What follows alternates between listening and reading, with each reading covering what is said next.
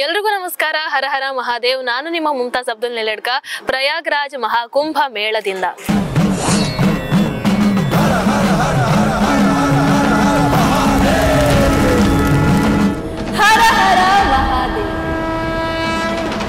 ನಿಮಗೆಲ್ರಿಗೂ ಗೊತ್ತಿರೋ ಹಾಗೆ ಮಹಾಕುಂಭ ಮೇಳ ಜನವರಿ 13ನೇ ತಾರೀಕಿಗೆ ಆರಂಭ ಆಯಿತು. ಫೆಬ್ರವರಿ 26ನೇ ತಾರೀಕಿನವರೆಗೆ ಇದೆ. ಈಗಾಗಲೇ 35 ದಿನಗಳು ಕಳೀತಾ ಇದೆ ಮಹಾಕುಂಭ ಆರಂಭ ಆಗಿ. ಇಲ್ಲಿವರೆಗೂ ಕೂಡ ಸುಮಾರು 50 ಕೋಟಿಗೂ ಹೆಚ್ಚು ಭಕ್ತಾದಿಗಳು ಈ ಒಂದು ಮಹಾಕುಂಭ ಮೇಳದಲ್ಲಿ ಪಾಲ್ಗೊಂಡಿದ್ದಾರೆ. ಈ ಒಂದು ಆಧ್ಯಾತ್ಮಿಕ ವಿಸ್ಮಯದಲ್ಲಿ ಅವರು ಕೂಡ ಪಾಲುದಾರರಾಗಿದ್ದಾರೆ. ಆದ್ರೆ ಬಹಳಷ್ಟು ಜನರಿಗೆ ಒಂದು ಸಂಶಯ ಇದೆ, ಏನು ಅದು ಹೇಗೆ ಈ ಒಂದು ನಂಬರ್ಸ್ ಅನ್ನ ಕೊಡ್ತಾರೆ? ಇಲ್ಲಿವರೆಗೂ ಕೂಡ 50 ಕೋಟಿ ಭಕ್ತಾದಿಗಳು ಈ ಒಂದು ಮಹಾಕುಂಭ ಮೇಳದಲ್ಲಿ ಪಾಲ್ಗೊಂಡಿದ್ದಾರೆ ಅಂತ ಹೇಳ್ತಾರೆ. ಆದ್ರೆ ಅದು ಹೇಗೆ ಗೊತ್ತಾಗುತ್ತೆ ಅವರಿಗೆ? ಎಕ್ಸಾಕ್ಟ್ ಹೇಗೆ ಅವರು ಹೀಗೆ 50 ಕೋಟಿ ಅಂತಾನೆ ಹೇಳ್ತಾ ಇದ್ದಾರೆ? ಪ್ರತಿದಿನ ಇಷ್ಟು ಮಂದಿ ಭಕ್ತಾದಿಗಳು ಬರ್ತಾರೆ ಅಂತ ಹೇಳ್ತೀರಾ, ಪ್ರತಿದಿನ ಇಷ್ಟು ಮಂದಿ ಭಕ್ತಾದಿಗಳು ಅಮೃತ ಸ್ನಾನವನ್ನ ಮಾಡಿದ್ರು ಅಂತ ಹೇಳ್ತೀರಾ. ಅದು ಹೇಗೆ? ಸುಮ್ನೆ ಹೇಳೋದಾ ಅಥವಾ ಸುಮ್ನೆ ಈ ಒಂದು ಕೌಂಟ್ ಅನ್ನು ಕೊಡ್ತೀರಾ, ಈ ಒಂದು ನಂಬರ್ಸ್ ಅನ್ನು ಸುಮ್ನೆ ಕೊಡ್ತೀರಾ ಅಂತ ಬಹಳಷ್ಟು ಮಂದಿ ಒಂದು ಪ್ರಶ್ನೆಯನ್ನ ಹಾಕ್ತಾ ಇದ್ದಾರೆ. ಹಾಗಾಗಿ ಇವತ್ತು ನಾನು ಆ ವಿಚಾರವಾಗಿ ಮಾತನಾಡೋಣ ಅಂತ ಬಂದಿದ್ದೀನಿ. ನೋಡಿ, ಈ ಒಂದು ನಂಬರ್ಸ್ ಏನು ಕೊಡ್ತಾರೆ ಅಥವಾ ಇಷ್ಟು ಮಂದಿ ಭಕ್ತಾದಿಗಳು ಬಂದಿದ್ದಾರೆ ಅನ್ನುವಂಥದ್ದನ್ನು ಏನು ಅವ್ರು ಡಾಟಾ ಕೊಡ್ತಾರೋ ಅದು ಸುಮ್ಮನೆ ಕೊಡುವಂಥದ್ದಲ್ಲ. ಅದಕ್ಕೆ ಒಂದಷ್ಟು ಮೆಥಡ್ಸ್ ಗಳಿವೆ. ಆ ಮೆಥಡ್ಸ್ ಗಳ ಮೂಲಕ ಎಷ್ಟು ಜನ ಭಕ್ತಾದಿಗಳು ಬಂದಿದ್ದಾರೆ ಅನ್ನುವಂಥದ್ದನ್ನ ಲೆಕ್ಕ ಹಾಕಲಾಗುತ್ತೆ. ಸೊ ಯಾವ್ದ್ರ ಮೂಲಕ ಲೆಕ್ಕವನ್ನ ಹಾಕಲಾಗುತ್ತೆ ಅಂತ ಹೇಳಿದ್ರೆ, ಒಂದು ನಿಮಗೆಲ್ರಿಗೂ ಗೊತ್ತಿದೆ, ಇಡೀ ಮಹಾಕುಂಭ ಮೇಳದಲ್ಲಿ ಒಟ್ಟಾರೆಯಾಗಿ 2750ಕ್ಕೂ ಹೆಚ್ಚು CCTV ಕ್ಯಾಮೆರಾಗಳು ಇವೆ. ಸೊ ಹಾಗಾಗಿ CCTV ಕ್ಯಾಮೆರಾ ಮತ್ತು AI ಪವರ್ಡ್ ವಿಡಿಯೋ ಅನಾಲಿಟಿಕ್ಸ್ ಇವುಗಳನ್ನ ಬಳಸ್ಕೊಂಡು ಎಷ್ಟು ಮಂದಿ ಭಕ್ತಾದಿಗಳು ಈ ಒಂದು ಜಾಗದಲ್ಲಿ ಇದ್ದಾರೆ, ಎಷ್ಟು ಮಂದಿ ಭಕ್ತಾದಿಗಳ ಚಲನವಲನ ಆಗ್ತಾ ಇದೆ, ಹಾಗಾಗಿ ಆ ಒಂದು ಏರಿಯಾದಲ್ಲಿ ಈಗ ಒಟ್ಟಾಗಿ ಎಷ್ಟು ಮಂದಿ ಭಕ್ತಾದಿಗಳು ಇದ್ದಾರೆ ಅನ್ನುವಂಥದ್ದನ್ನ ಆ AI ಪವರ್ಡ್ ವಿಡಿಯೋ ಮೂಲಕ, AI ಕ್ಯಾಮೆರಾಗಳ ಮೂಲಕ ಇರುವಂತಹ ಆ ವಿಡಿಯೋ ಮೂಲಕ ಅವರು ಕಂಡು ಹಿಡಿತಾರೆ. ಇನ್ನು ಎರಡನೇ ಮೆಥಡ್ ಏನು ಅಂತ ಹೇಳಿದ್ರೆ, drone with aerial service system. ನಿಮಗೆ ಡ್ರೋನ್ ಹೇಗೆ ವರ್ಕ್ ಆಗುತ್ತೆ ಅನ್ನುವಂಥದ್ದು ಗೊತ್ತೇ ಇದೆ. ಸೊ ಅದು ಟಾಪ್ ವ್ಯೂ ಅನ್ನ ಕೊಡುತ್ತೆ. ಸೊ ಅಲ್ಲಿ ಆ ಡ್ರೋನ್ ಮೂಲಕ ಕೂಡ ಆ ಒಂದು ಏರಿಯಾದಲ್ಲಿ ಎಷ್ಟು ಮಂದಿ ಭಕ್ತಾದಿಗಳು ಇದ್ದಾರೆ, ಅಲ್ಲಿ ಆ ಅಮೃತ ಸ್ನಾನ ಮಾಡುವಂತಹ ಜಾಗದಲ್ಲಿ ಎಷ್ಟು ಮಂದಿ ಇದ್ದಾರೆ, ಸೊ ಆ ಒಂದು ಕೌಂಟ್ ಅನ್ನ ತಗೊಳ್ತಾರೆ.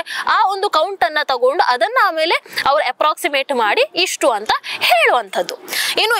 ಇನ್ನೊಂದು ಮೆಥಡ್ ಯಾವುದು ಅಂತ ಹೇಳಿದ್ರೆ, ಮೊಬೈಲ್ ನೆಟ್ವರ್ಕ್ ಡಾಟಾ ಅನಾಲಿಸಿಸ್. ನಿಮಗೆಲ್ರಿಗೂ ಗೊತ್ತಿದೆ, ಪ್ರತಿ ಒಬ್ಬರ ಕೈಯಲ್ಲೂ ಕೂಡ ಮೊಬೈಲ್ ಅಂತೂ ಇದ್ದೇ ಇದೆ. ನಮ್ಮ ಭಾರತ ಪಾಕಿಸ್ತಾನದ ಮೇಲೆ ಸರ್ಜಿಕಲ್ ಸ್ಟ್ರೈಕ್ ಅನ್ನ ಮಾಡಿದಾಗ ಅಥವಾ ಏರ್ ಸ್ಟ್ರೈಕ್ ಅನ್ನ ಮಾಡಿದಾಗ ಆ ಪಾಕಿಸ್ತಾನಿಗಳು ಅಥವಾ ಅಲ್ಲಿ ಭಯೋತ್ಪಾದಕರು ಎಷ್ಟು ಮಂದಿ ಇದ್ರು ಅನ್ನುವಂಥದ್ದು ನಮ್ಮ ಭಾರತೀಯರಿಗೆ ಅಥವಾ ಭಾರತೀಯ ಸೈನಿಕರಿಗೆ ಮೊದಲೇ ಗೊತ್ತಿತ್ತು.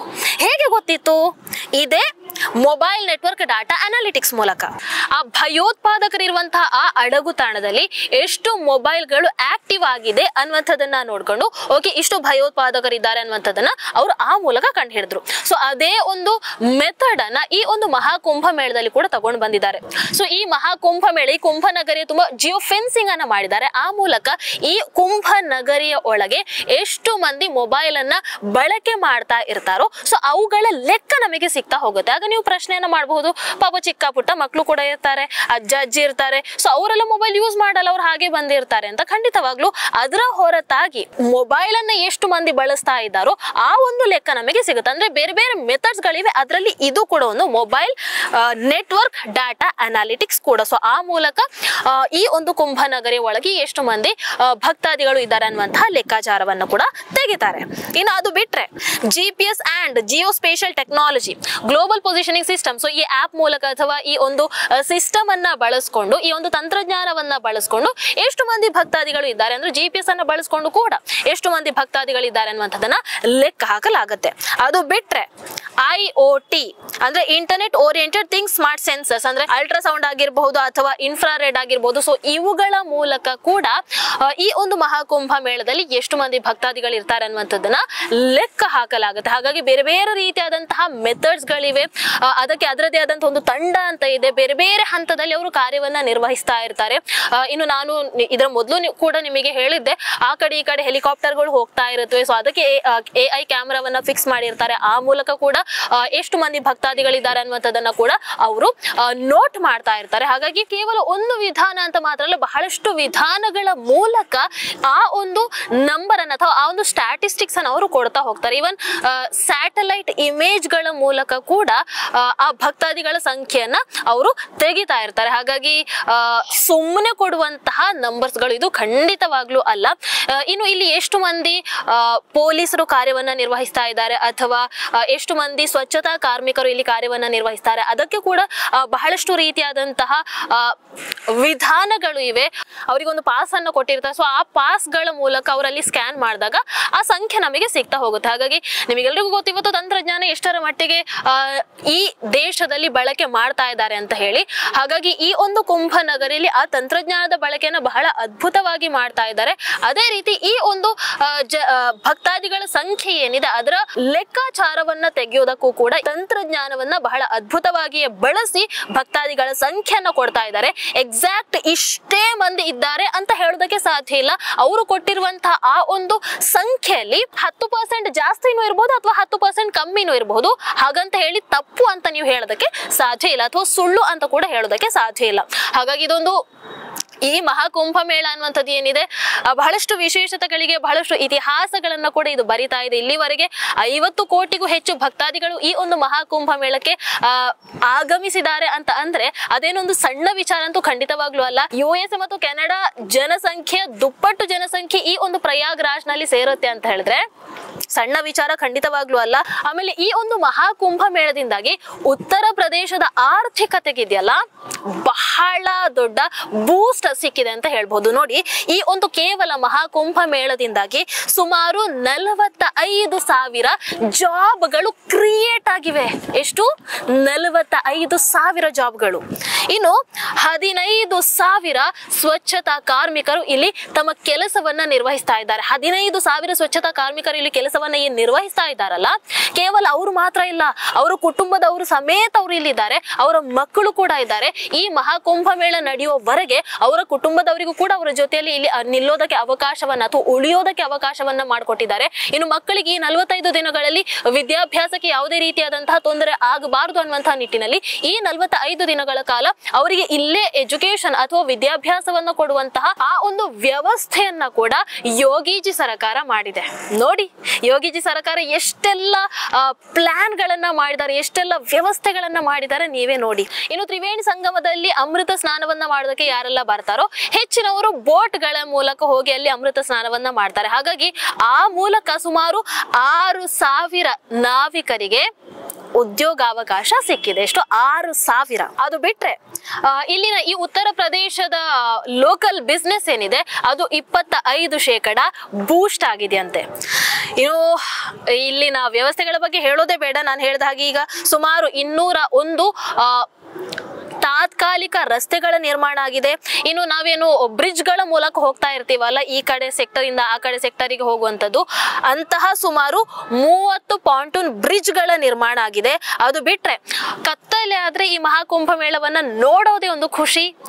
ಎಲ್ಲಿ ನೋಡಿದ್ರು ಕೂಡ ಬೆಳಕು, ಅದೊಂದು ಬೇರೆಯದೇ ಒಂದು ಖುಷಿಯನ್ನು ಕೊಡುತ್ತೆ.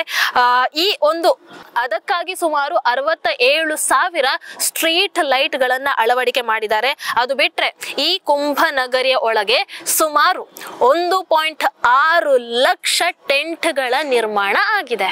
ಎಷ್ಟು? 1.6 ಲಕ್ಷ ಟೆಂಟ್ಗಳ ನಿರ್ಮಾಣ ಈ ಕುಂಭ ನಗರಿಯಲ್ಲಿ ಆಗಿದೆ. ಅದು ಬಿಟ್ರೆ ನಿಮಗೆ ಇಲ್ಲಿ ಯಾವತ್ತೂ ಕೂಡ ವಿದ್ಯುತ್ ಸಮಸ್ಯೆ ಆಗಿರಬಹುದು ಅಥವಾ ನೀರಿನ ಸಮಸ್ಯೆ ಆಗಿರಬಹುದು, ಇಂಥದ್ದು ಯಾವುದು ಕೂಡ ಇಲ್ಲಿವರೆಗೂ ಬಂದಿಲ್ಲ. 24/7 ವಿದ್ಯುತ್ ಇರುತ್ತೆ, ನಿಮಗೆ ಇಲ್ಲಿ ನೀರಿನ ಸೌಲಭ್ಯ ಕೂಡ ಇರುತ್ತೆ. ಒಟ್ಟಾರೆಯಾಗಿ ಹೇಳುವುದಾದ್ರೆ ಪ್ರತಿ ವ್ಯವಸ್ಥೆಗಳು ಕೂಡ ಬಹಳ ಅಚ್ಚುಕಟ್ಟಾಗಿ ಮಾಡಿದ್ದಾರೆ. ಸ್ವಚ್ಛತೆಯಿಂದ ಹಿಡಿದು ಸೆಕ್ಯೂರಿಟಿಯಿಂದ ಹಿಡಿದು ಅಥವಾ ನಿಮಗೆ ಮೂಲ ಸೌಕರ್ಯಗಳಿಂದ ಹಿಡಿದು ಪ್ರತಿ ಒಂದು ಕೂಡ ಬಹಳ ಅದ್ಭುತವಾಗಿ ಮಾಡಿದ್ದಾರೆ. ಇಲ್ಲಿವರೆಗೂ 50 ಕೋಟಿ ಭಕ್ತಾದಿಗಳು ಇಲ್ಲಿ ಆಗಮಿಸಿದ್ದಾರೆ ಅಂತ ನಾವೇನು ಸುಮ್ಮನೆ ಹೇಳ್ತೀವಿ, ಆದ್ರೆ ಇದು ಸಣ್ಣ ಮಾತಲ್ಲ. ಯಾವುದೇ ದೇಶಕ್ಕೂ ಕೂಡ ಮಾಡೋದಕ್ಕೆ ಸಾಧ್ಯ ಆಗದಂತಹ ಒಂದು ಸಾಧನೆಯನ್ನ, ಒಂದು ರೆಕಾರ್ಡ್ ಅನ್ನ ಇವತ್ತು ನಮ್ಮ ಭಾರತ ಮಾಡಿ ತೋರಿಸಿದೆ. ಭಾರತ ವಿಶ್ವ ಗುರು ಅಂತ ನಾವು ಹೇಳ್ತೀವಿ. ಸುಮ್ಮನೆ ಹೇಳುವಂಥದ್ದಲ್ಲ, ಇದಕ್ಕೇನೆ ನಾವು ವಿಶ್ವ ಗುರು ಅಂತ ಹೇಳುವಂಥದ್ದು. ಇವತ್ತು ಇಡೀ ವಿಶ್ವವೇ ಈ ಭಾರತದತ್ತ ತಿರುಗಿ ನೋಡ್ತಾ ಇದೆ, ಈ ಪ್ರಯಾಗ್ರಾಜ್ನತ್ತ ತಿರುಗಿ ನೋಡ್ತಾ ಇದೆ, ಈ ಮಹಾಕುಂಭ ಮೇಳದತ್ತ ತಿರುಗಿ ನೋಡ್ತಾ ಇದೆ. ಮೋದಿಜಿ, ಯೋಗಿಜಿ ಅವರ ಅದ್ಭುತ ಸಾರಥ್ಯದಲ್ಲಿ, ಆ ಸನಾತನಿಗಳ ಸಾರಥ್ಯದಲ್ಲಿ ಈ ಮಹಾಕುಂಭ ಮೇಳ, ಈ ಪ್ರಯಾಗ್ರಾಜ್ನ ಮಹಾಕುಂಭ ಮೇಳ 144 ವರ್ಷಗಳಿಗೊಮ್ಮೆ ನಡೆಯುವಂತಹ ಈ ಒಂದು ಆಧ್ಯಾತ್ಮಿಕ ವಿಸ್ಮಯ ಬಹಳ ಅದ್ಭುತವಾಗಿ ನಡೀತಾ ಇದೆ, ಬಹಳ ವ್ಯವಸ್ಥಿತವಾಗಿ ನಡೀತಾ ಇದೆ. ಇಂತಹ ಒಂದು ಆಧ್ಯಾತ್ಮಿಕ ವಿಸ್ಮಯ ನಮಗೆ ಮುಂದೆ ನೋಡೋದಕ್ಕೆ ಸಿಗುತ್ತೋ ಇಲ್ವೋ ಗೊತ್ತಿಲ್ಲ, ಆದ್ರೆ ಇವರ ಆಳ್ವಿಕೆಯಲ್ಲಿ, ಇವರ ಆಡಳಿತದಲ್ಲಿ ನಮಗೆ ನೋಡುವಂತಹ ಒಂದು ಅವಕಾಶ ಸಿಕ್ಕಿದೆ. ಅದು ಇವರ ಆಳ್ವಿಕೆಯಲ್ಲಿ ಇನ್ನೂ ಬಹಳ ಅಚ್ಚುಕಟ್ಟಾಗಿ, ಬಹಳ ವ್ಯವಸ್ಥಿತವಾಗಿ ನಡೀತಾ ಇದೆ ಅಂತ ಹೇಳಿದ್ರೆ ಖಂಡಿತವಾಗ್ಲೂ ತಪ್ಪಾಗಲ್ಲ. ಹಾಗಾಗಿ ಈ ಮಹಾಕುಂಭ ಮೇಳದಲ್ಲಿ ನೀವು ಇನ್ನೂ ಕೂಡ ಪಾಲುದಾರರಾಗದೆ ಇದ್ರೆ ದಯವಿಟ್ಟು ಒಂದು ಬಾರಿ ಬನ್ನಿ, ಮಹಾಕುಂಭ ಮೇಳದಲ್ಲಿ ಪಾಲ್ಗೊಳ್ಳಿ, ಇಲ್ಲಿನ ವ್ಯವಸ್ಥೆಗಳ ಬಗ್ಗೆ ಒಂದು ಬಾರಿ ನೋಡಿ, ಇಲ್ಲಿನ ಆ ಜನರ ಭಕ್ತಿ ಭಾವವನ್ನ ಒಂದು ಬಾರಿ ನೋಡಿ, ಇಲ್ಲಿನ ಆ ಒಂದು ತ್ರಿವೇಣಿ ಸಂಗಮ ಒಂದು ಕಡೆ ಆದ್ರೆ ಇಲ್ಲಿನ ಭಕ್ತಾದಿಗಳ ಸಂಗಮ ಆಗಿರ್ಬೋದು, ಇವೆಲ್ಲವನ್ನ ನೋಡುವಂತ ಒಂದು ಅದ್ಭುತ ಅವಕಾಶ ನಿಮಗೆ ಸಿಗುತ್ತೆ, ಮತ್ತೆ ನಿಮಗೆ ಸಿಗೋದಿಲ್ಲ. ಹಾಗಾಗಿ ದಯವಿಟ್ಟು ಬನ್ನಿ, ಪ್ರಯಾಗ್ರಾಜ್ಗೆ ಬನ್ನಿ, ಮಿಸ್ ಮಾಡಬೇಡಿ ಅಂತ ಈ ಪ್ರಯಾಗ್ರಾಜ್ನ ಪುಣ್ಯಭೂಮಿಯಿಂದ ನಾನು ಕೇಳ್ಕೊಳ್ತಾ ಇದ್ದೀನಿ. ಹರ ಹರ ಮಹಾದೇವ್. ಟಿವಿ ವಿಕ್ರಮ, ದೇಶ ನಿಮ್ಮ ಕೈಯಲ್ಲಿ. ಈ ಕಾರ್ಯಕ್ರಮ ನಿಮಗೆ ಇಷ್ಟ ಆಗಿದ್ದಲ್ಲಿ ಲೈಕ್, ಶೇರ್ ಹಾಗೂ ಕಮೆಂಟ್ ಮಾಡಿ. ಟಿವಿ ವಿಕ್ರಮದ ಕಾರ್ಯಕ್ರಮಗಳನ್ನು ನಿರಂತರವಾಗಿ ವೀಕ್ಷಿಸಲು ಸಬ್ಸ್ಕ್ರೈಬ್ ಮಾಡಿ, ಬೆಲ್ ಐಕನ್ ಒತ್ತಿ.